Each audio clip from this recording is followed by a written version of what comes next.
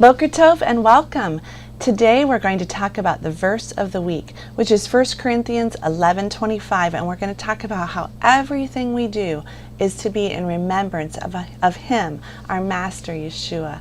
Today is Yom Shani, the second day of the week, and we're getting ready for a new school week here. I hope everything is going well at your house. My name is Ann Elliott, and I'm the creator and founder of HomeschoolingTorah.com. We are in the Torah portion, Mishpatim, and that is Exodus 20, starting in verse 24, and then going through the end of chapter 24. So 20 to 24. And our memory verse this week for all of our students at Homeschooling Torah is taken from 1 Corinthians 11:25. And I wanted to talk about why we chose that verse.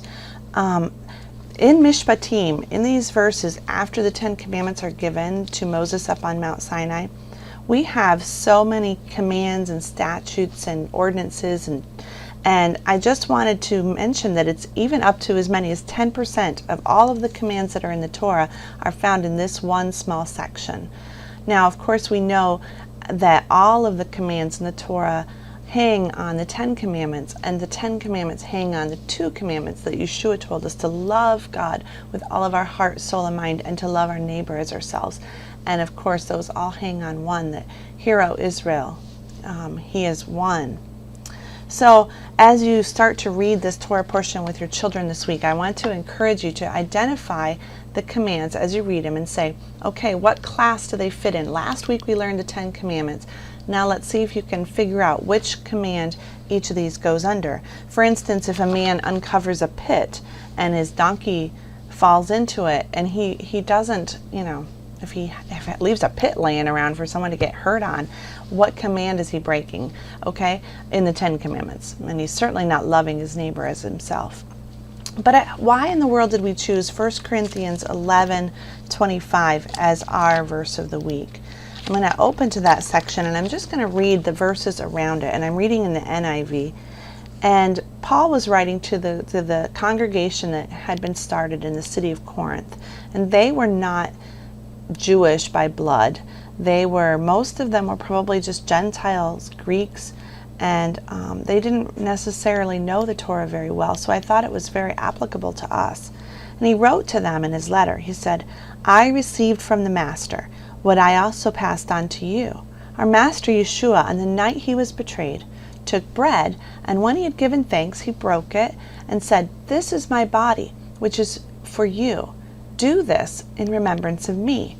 And the same way after supper he took a cup, saying, This cup is the new covenant in my blood. Do this whenever you drink it in remembrance of me. For whenever you eat this bread or drink this cup, you proclaim the Master's death until he comes. So most people believe that this was not just a Sabbath meal, an Erev Shabbat, where they're breaking the challah and passing the wine around. But most people believe that this was Passover, because it's the night he was betrayed, the night before he died. And this was his last meal with his disciples in Passover. And we find, of course, the instructions in the Passover of how to keep it. But even the traditions that had come in by the first century, he took each of those beautiful traditions and the 4 cups that are talked about during the Passover meal. And this was the one after they had eaten. So this is one of the last 2 cups that they're talking about. I think it's the 3rd cup, but that's a whole nother video. So anyway, he took even those and he pointed everything that happened to himself. And as we read through the Torah and as we talk about the commands that are in the Torah, I want you to encourage you to point everything that you do to our Master Yeshua. That is what makes us different. Everything in the Torah is not just done because of some desire to earn righteousness. No, in fact, we can't, even if we tried, we can't be perfect in keeping it. But he was perfect.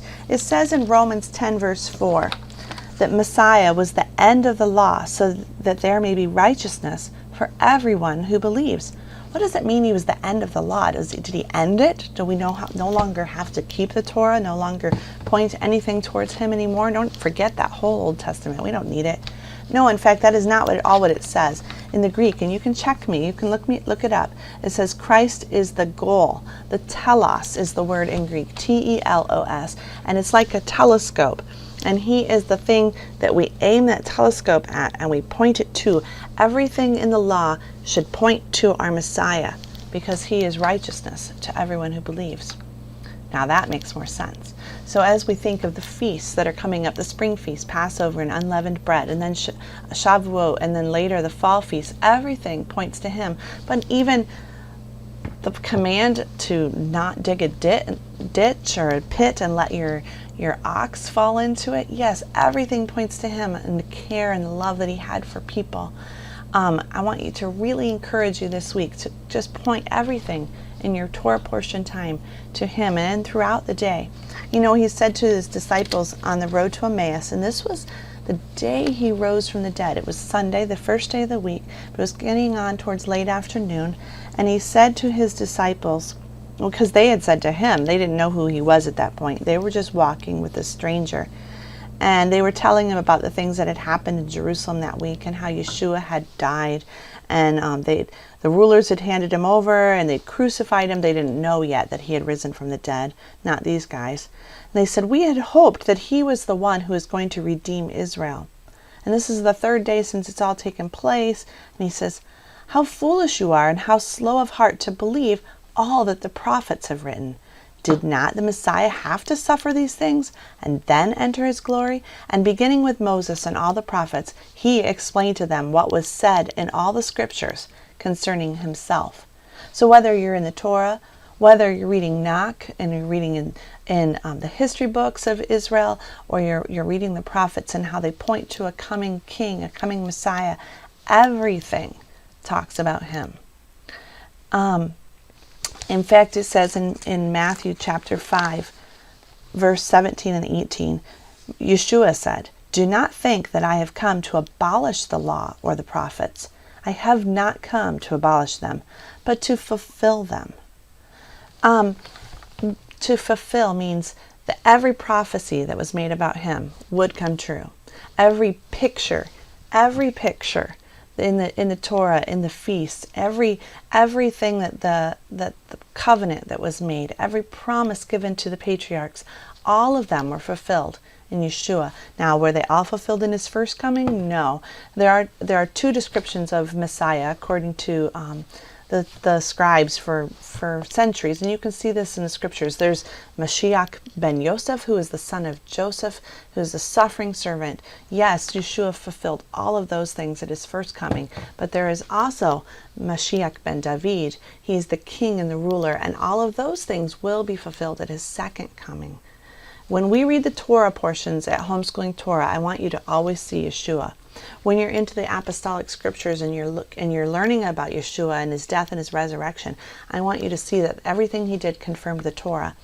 And when you're in the Nach, which is the prophets and the history books of Israel, I want you to see both Yeshua and the Torah, because after all, he was the Torah made flesh. I have some homework for you. I have a book recommended below.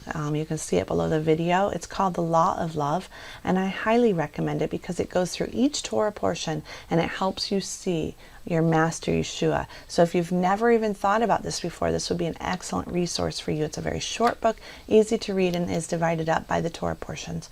But also, our Bible curriculum, that's our goal as we give you discussion questions, no matter whether you're in the Torah or in some of the other parts of the Bible. We want to point everything to him, and when we're talking about him, we're going to show you how he fulfilled the Torah. Start thinking about that this week. Everything is to be fixed on him. So we're going to talk about that in our videos all week too. You can subscribe at YouTube. You can come back to our website each day also. We'll be posting them every morning.